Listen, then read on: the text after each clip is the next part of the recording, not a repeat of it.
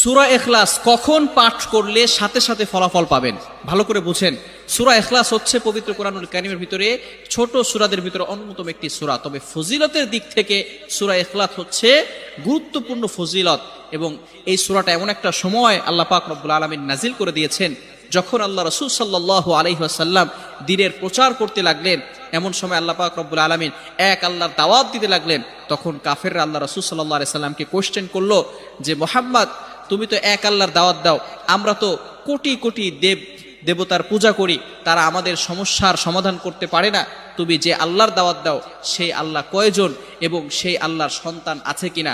সাথে সাথে আল্লাহ পাক রব্বুল আলামিন এই কাফেরদের প্রশ্নের উত্তরে আল্লাহ রাসূল সাল্লাল্লাহু আলাইহি সাল্লামের কাছে এই সূরাটি নাজিল করলেন, কুল হুয়াল্লাহু আহাদ আল্লাহুস সামাদ লাম ইয়ালিদ ওয়া লাম ইউলাদ ওয়া লাম ইয়াকুল লাহু কুফুয়ান আহাদ।